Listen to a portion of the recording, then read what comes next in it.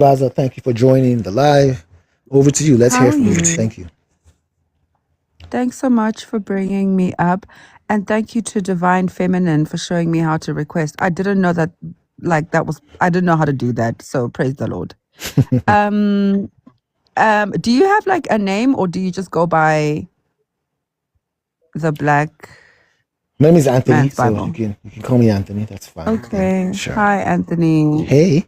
Thanks. I'm in South Africa. I'm in Mm, Johannesburg, and I've been following you for a bit now. I agree with everything that you have said and say just generally in all of your posts. And I wanted to just offer something as well. I'm, a Black woman in South Africa, and I'm also a believer. I'm a Christian, so my conception and understanding of masculinity changed the more I came into contact with what true masculinity is presented to be in the Bible, especially when you zone in on the masculinity of Jesus as a person, right? And how he dealt with people, how he maneuvered people, how he changed people, right? And how everything that Jesus is as a model of masculinity is diametrically opposed to what we see men to be in the church today. And that's because there's a Christian male privilege that has existed for time immemorial, where the people or the progenitors of the gospel, right, the gospel message, the priests, the pastors, even the teachers have preached the gospel in such a way that it doesn't affect the patriarchy that they still enjoy in the world. Now, I'm speaking as a 35-year-old woman, right? Like I could never understand, even before I came into the faith, why it was that everything that's preached in the Bible that Christians ought to be is not modeled in the church. And then the more I grew up and started to study the scriptures, and like I said, I looked at Jesus and who he was, removing his towel and condescending to wash his disciples' feet, stuff like that, right? And being willing to always, what you call, lean, what do you call, lend out a helping hand and just be available. The thing about Jesus is that he was fundamentally available, right? And I've been in church my whole life, but I've seen that the gospel is preached in such a way that like you can still hate women, dominate women, and preach the gospel at the same time. And there's a conversation happening even on TikTok right now that the church has got an issue of feminine men. And as far as I'm concerned, as a woman in the world and a woman in the church in particular, is that we've had a masculinity problem since Genesis 3.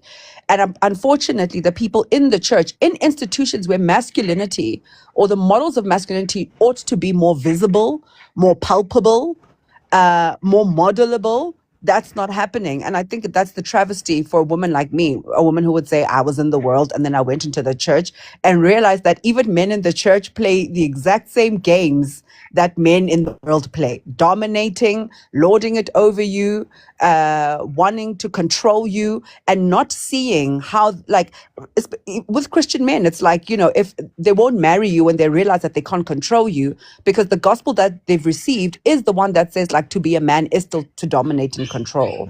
And that's what it's big. It's one of the biggest travesties for me. So I just thought I would offer that just to begin. I don't know if you want sure. to. Let me hear your definition of what leadership means to you. How would you describe a true leader of a man? Self-sacrifice.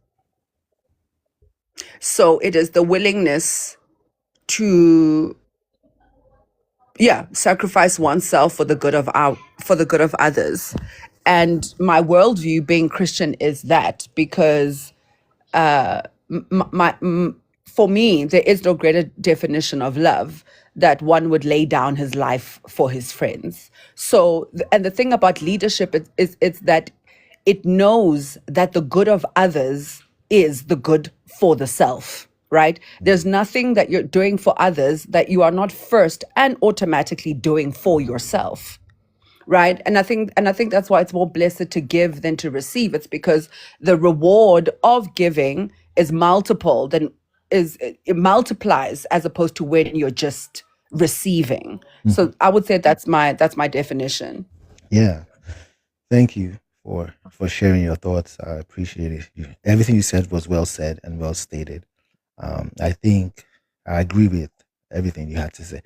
The biggest issue that I see in my mind is, unfortunately, the traits that leadership requires are considered the feminine traits. It's so there's this double-edged sword in leadership, to where what men consider to be masculine traits are not good leadership traits. And the things Mm, they need to equip themselves with to be better leaders are considered feminine traits. So the man who embraces what true leadership should be is often, described as he's not, he's feminine, his wife is done. Like, it's hard to balance both those worlds.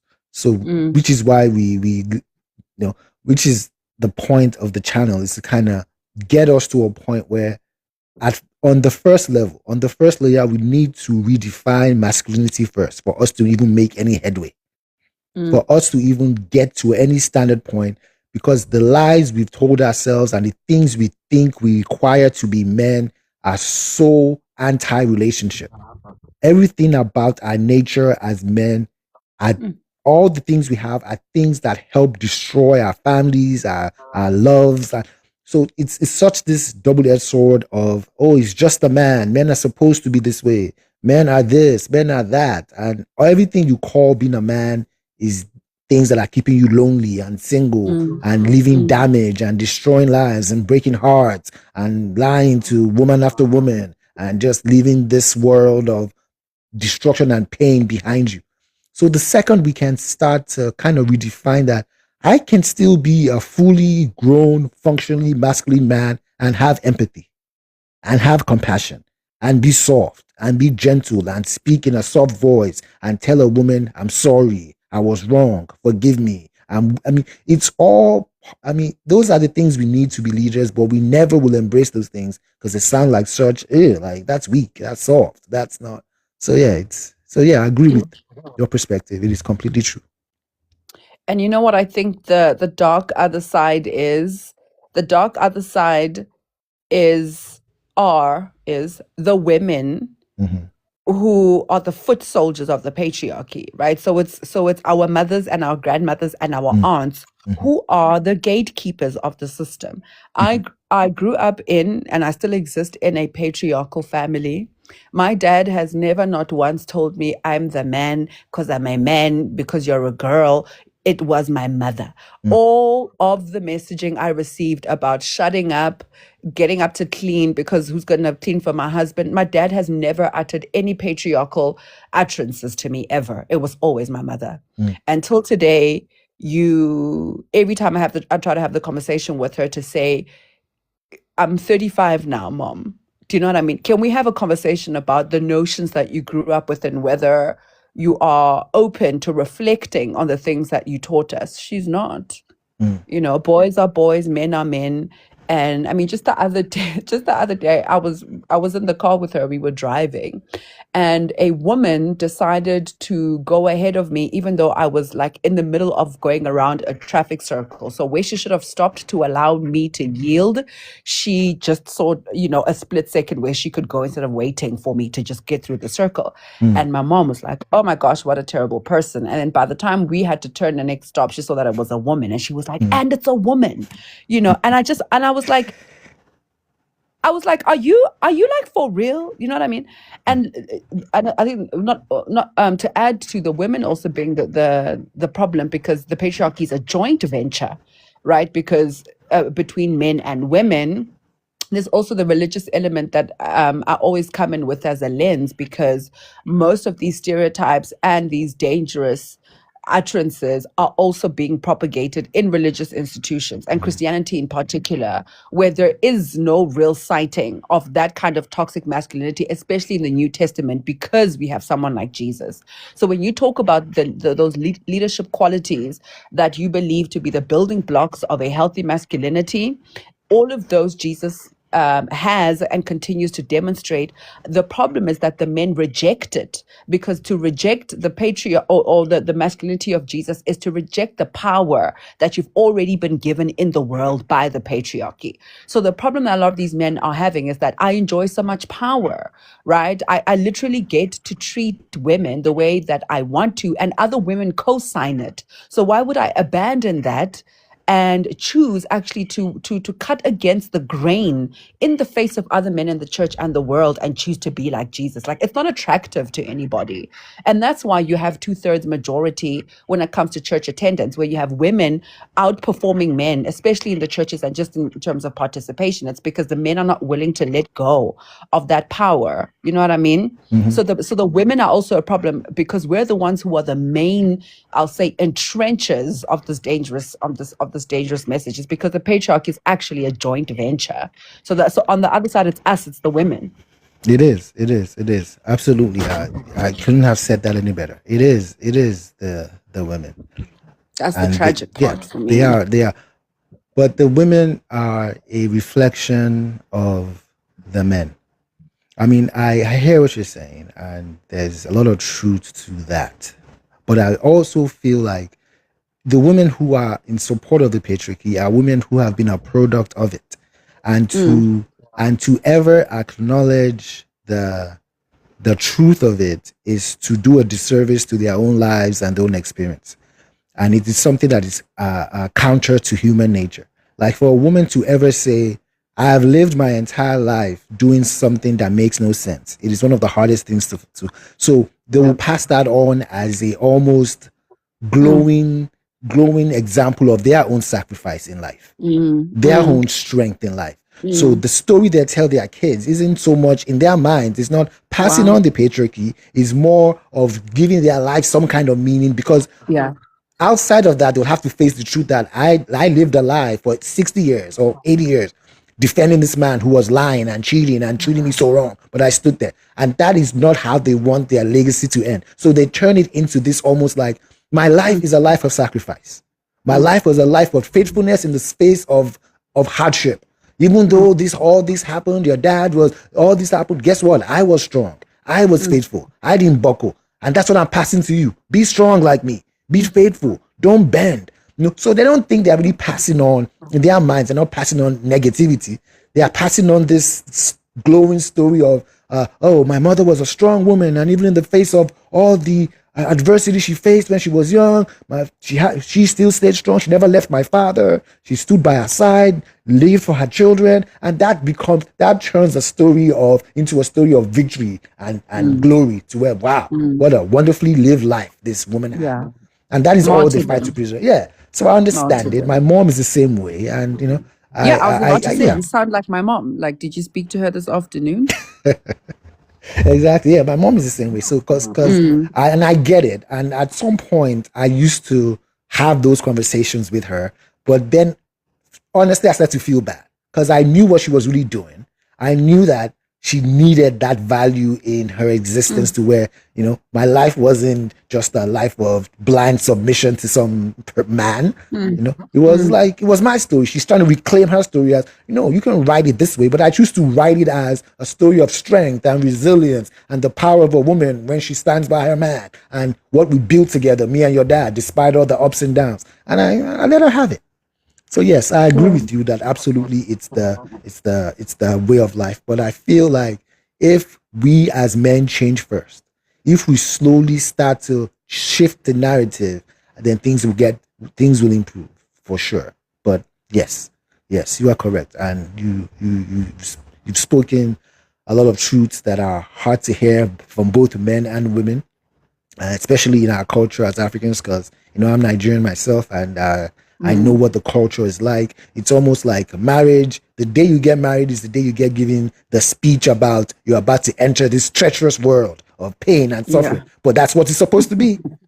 Don't expect to be happy, my daughter, but that's what you're signing up for. It's a life of, and it's so sad that that's what we prepare our women for. It's just this life of, accept your mistreatment as part of what being a wife is. Accept being disrespected and yelled at and be made to be a slave in your own home. But accept that because that's wife.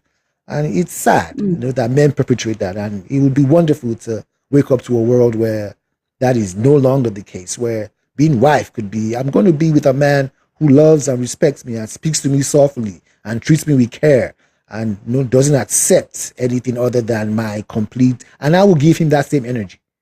That would be wonderful, but it might be a pipe dream, but I will do my best, one video at a time. So thank you very much So, for. thank you. Have you spoken about what happened to you? Have you like are there videos that you've done already about like I feel like you No, I haven't, because it's always a struggle between making it like a personal uh, journeys thing versus just men as a whole. I don't want to start to make myself the focus, almost like I'm speaking from this high horse of look at all the wonderful work I've done in life. Like mm, you others, lower men should do better like me. So I don't want to. So when I speak, I just start to speak of us as a collective, including myself in the mm, pool of men who need to do better. So I just like to say we as men are struggling. We as men are flawed and broken because I am part of the rot just like anybody else. So I'm not, yeah. But yeah, I mean, okay. Well, I'll look out for it because I'm interested. I think, it's always intriguing to know that someone in your position as an African man is that like I mean, that you could have decided to live with this amount of, power and control and domination, and you chose not to. And I think it takes a certain kind of person to decide to cut against the grain. And I think that's the most interesting part. So obviously I'd love to hear about yeah, it one day. So I'm like, yeah. it's like, if it's like if tomorrow a white man decided to become a black woman, I'd be like, now why on earth would you do that? Right? It's like that would be so interesting to me. So I'm like, why would you give up so much power to come to the other I side? mean, it's interesting that you describe it that way. Because in my mind, I don't see it as giving up power. I see it as gaining more power. Oh, Because okay. yeah, so what Okay. I'm yeah, so in my mind it's not, yeah, because I feel like our lives as black men would be greatly improved if our women are doing better too. Our Yeah. lives as black men would greatly improve if we had stronger support, more more happy families, more kids who are with their father and their mothers in a happy, stable home. Like over the Mm. course of time, we will become such a dominant force in the world that we will be virtually unstoppable. And that the only way that we keep being held back from the full greatness of the black nation that we are is because our families are unstable first. Yep. There's so much infighting between us first. Oh, those men are terrible. Oh, those women are like we are so caught up in Mm. internal divisions that we cannot focus on the Mm. true goal, which is how can we as a race of people become the most dominant force on the face of this earth. And the second we Mm. tap into that, where it takes me being better for my woman, it takes me being healed and strong and emotional and all the things I run away from for me to bond with this person and then build a family and then build a. Once we get that right, boy. So it's not, yeah. So it's not like it's me envisioning what a world would look like if black families were as strong as ever. Is me being able to let myself see the possibilities that exist if we can just get that level right, where men and women treat each other with love and respect. They raise their kids with the same pride and respect that they both have, and then we see what the world looks like in 50, in 100 years. We would be absolutely dominating every sphere of the world. Absolutely. It would be beautiful. It would Yes. be so beautiful. Yes. But like we look terrible right now, and Oh. I think it's bad because the fish rots from the head. Mhm, And I think you're right. Until black men mhm. just decide, we're actually going absolutely nowhere No. until black Yeah. men decide. Yeah. And I think black men need to decide on themselves first, and then they need to decide on us. Oh, of course. The change has to be about you guys first, and then we can come after. And I think for us black women, it's just sad because really no one really wants us either out there in the world. I mean, black women, we know what it's like. And I think because of our love for black men, it's just a love thing. But I think things have gotten so far. A lot of us have felt as if we just have to divest from the whole romantic enterprise or even the family enterprise because it's just too painful. It's the pain. It's just too much. Yes, it is painful. Yeah. And Yeah. and I do not begrudge any woman who decides to do that, because like I said, you can't keep doing the same things the same way over and over, being heartbroken and still think there's something there. So you are correct. I still, me and you are on the same page with that. Everything absolutely starts with the head. It starts with the black man making those changes first.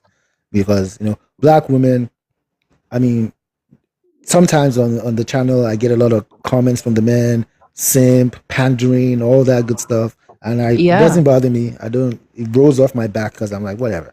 But black women are truly a special gift to Yes. Earth. They are truly a Yes, special we gift to are. Earth. And seeing that potential is what is making me willing to, as you say, give up her, which is, I don't think it's giving up. I'm looking at the vast potential of untapped resource that we have as black men. Like, look at this group of resilient, strong, proud women who, if we just treated them right, Wow. if we just could tap into and just get them fully on board with us, fully on board as our partners, our ride or dies, imagine what this world could be. But we don't do that. We mistreat them and we leave them shallow to raise kids, and we laugh at them, diminish them for physical things. These women are hoes out here. We craft all these words to put them down, and they lose faith and trust in us over time. And then we lead to this, broken structure where if a woman is doing well, she's typically saying, I do well and I don't need a man because these men are terrible. If a man is doing well, he's like, oh, I need a woman, but not this black woman. I'd rather go be with a white. No. But imagine a world where those two people can choose each other and thrive together, where it's like black power couples are becoming the norm. Like, you look everywhere and just see like, wow, look at, like, imagine what the world will look like. Like, so that kind of vision is what I see that inspires my videos on a daily basis, where, brothers, let's heal ourselves, because we are blessed. Like, we have the best group of women. Like, we are blessed with the best group of women. 100%. These women will, any area of life, they will go into that kitchen and they will come out with something that will make your soul sing. They are beautiful, their bodies, their minds, their support, like nothing. I'm like, why would we have this and not just choose collectively? Brothers, it's time for us to do better. I don't get it. It boggles my mind. And I was the same man for many years. I too was once in a happy, loving relationship with a woman, and pride and silliness just kind of. So now to be able to face the truth of that and just be like, man, like, the world would be so different with just a little. So thank you. I appreciate you all being supportive of the page and checking out the videos and coming on the live. This is the goal of the channel, is always to, for these kinds of conversations, like these kinds of, and I hope over time, and I know it's a journey, I know it's not going to happen overnight. I didn't expect, like, I'll wake up tomorrow around the world, but I feel like as the channel grows and as we get more views and more people start to tap in, that we can at least start a stronger conversation where more men will start to tap in, and then slowly but surely we can start to make significant change in this world. Because I would love to see that in my lifetime. I would love to see it in my lifetime where the numbers start to look differently. Numbers of single mothers change, and kids growing up with their fathers start to change, and women can start having positive stories to tell. Because one of the saddest places to live in is my comment section. As much as I love engaging in that comment section, every time I go in there, it is just story after story of, I've given up, this man are terrible, never again, not me, no, he broke my heart. Like, man, like, it is so sad. And then the men will come in there and do the whataboutism. Oh, it's the women, it's them. They don't want to, like, it's, So it will be one. Yeah, go ahead. I'm sorry. Do you think?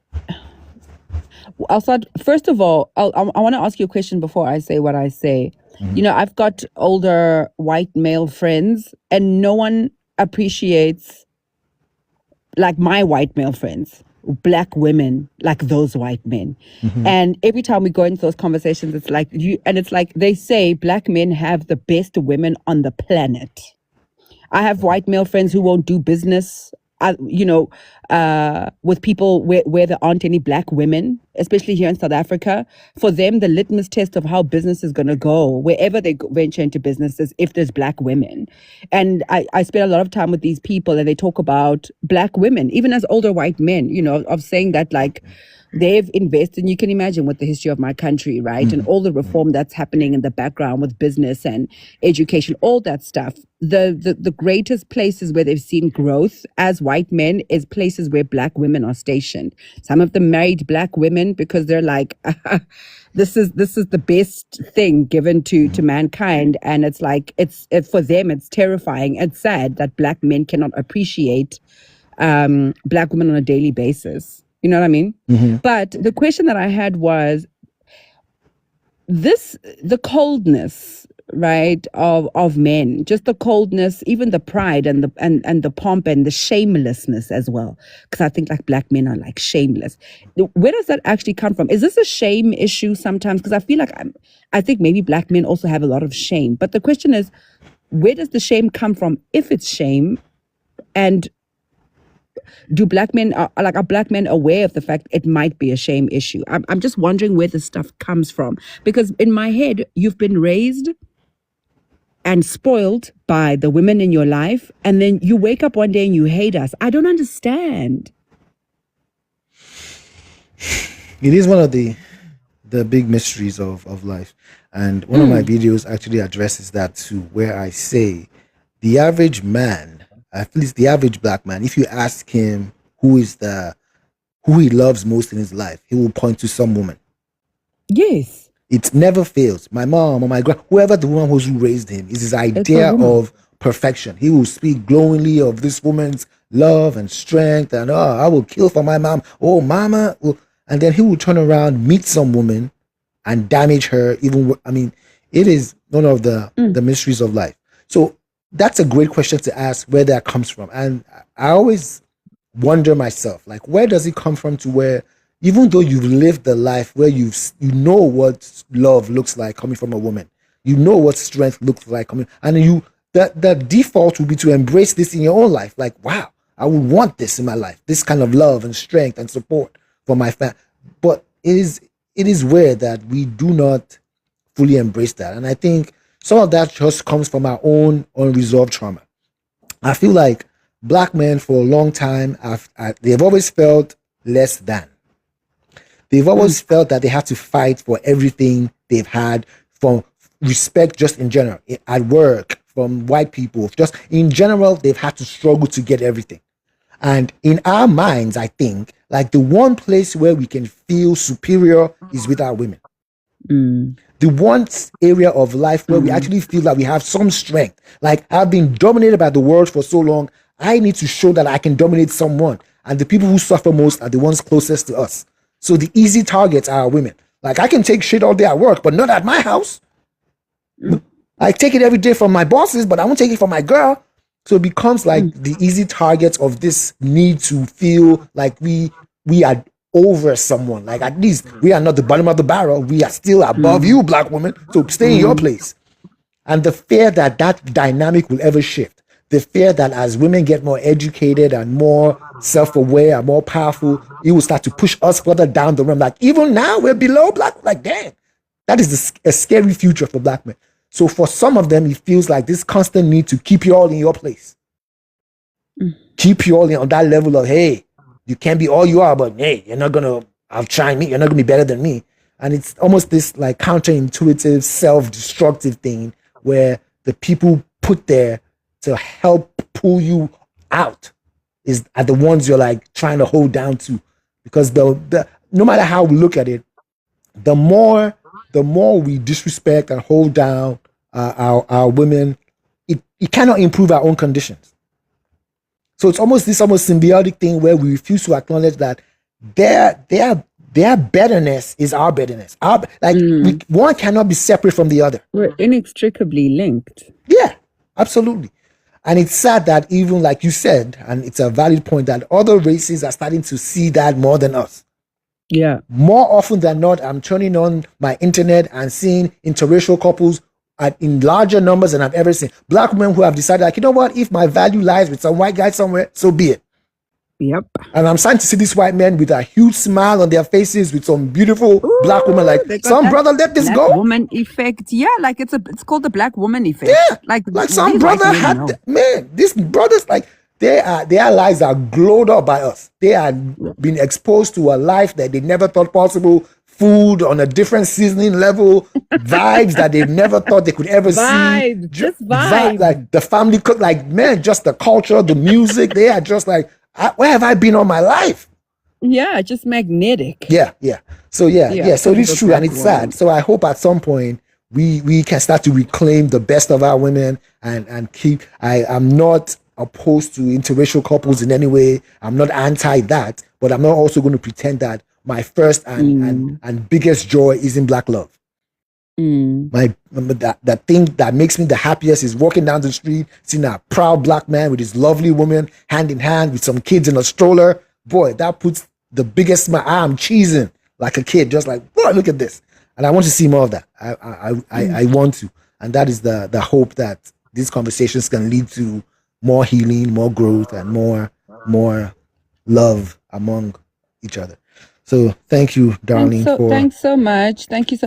And your Linktree link, what is that to? Because I think I would like to connect you with my male friends who needs a lot of help. If that's what you do. Sure. It's just basically a link to my socials, the IG, the TikTok, the Facebook. That's simply what it is. So yeah. Okay. So are you gonna start? Do you take? Are you a counselor? Like, are you like, do you see people? Do you do coaching? Not currently. Expand? I'm open to those things. The vision long term for the channel is incredible. So I'm taking it a step at a time. Okay. Sometimes it's hard to hold back because you want it to be 10 years from now immediately because you have all these lofty things. But I understand that it takes a slow, steady process of building and growing to eventually get there. But yes, all of those things you spoke about are things that I'm thinking about. Seminars and speeches and events, connecting events over the urgent. country. Like the black man thing is last century thing. Like, this is urgent. And I hear you about the building and stuff, but I think, like, it doesn't have to be 10 years from now. Like, I think January 2027 could be completely different for you because it's a need for our community, this thing. Do you know what I mean? But I wish you truly all the best. And I'll keep watching and supporting. I appreciate you. Thank you for joining the live. It was great to talk to you. No problem. Happy Sunday. Bye. All right. That was a great conversation.